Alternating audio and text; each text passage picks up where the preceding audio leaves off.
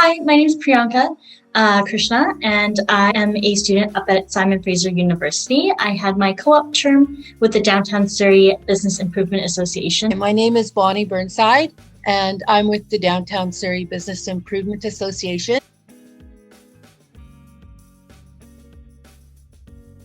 We hire a number of co-op students every year, and last summer, Priyanka was one of our interns, and she was our community engagement intern. Bonnie had come into the office and kind of pulled a few of the students aside, myself included, and asked us how we can make an impact racially within our community. Kind of settled on with, given COVID, was actually having what we called community conversations. And it kind of has blossomed into this beautiful webinar that happens every 2 weeks online via Zoom. And we cover different topics that deal with BIPOC specific issues within Surrey or the Lower Mainland as a whole. We spoke to some of our directors, and one of our directors said, well, maybe what you should do is look at having Philosopher's Cafe, where young people can come and discuss topics that are important to them. So I brought it up with Priyanka, and she loved that idea. At the same time, in the news was the Black Lives Matter, and that really struck a chord with her. We decided to call it Community Conversations because we thought Philosopher's Cafe sounded a little academic, and we wanted everybody to feel welcome. So she was given free rein pretty much to come up with the topics and the guest speakers for the 4 weeks that she did. We had people aged, I would say 16, 15, all the way up to like late 50s and 60s attend our conversations, depending on the conversation topic.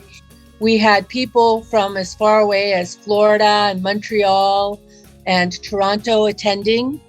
So topics we covered is like houselessness and homelessness, how like race plays into climate change. We've done food security was a big one that we did.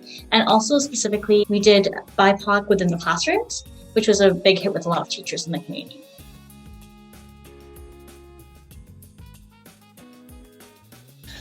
Well, my own philosophy is that I can't do everything. And we have a very small staff at our organization. We just have 3 of us here.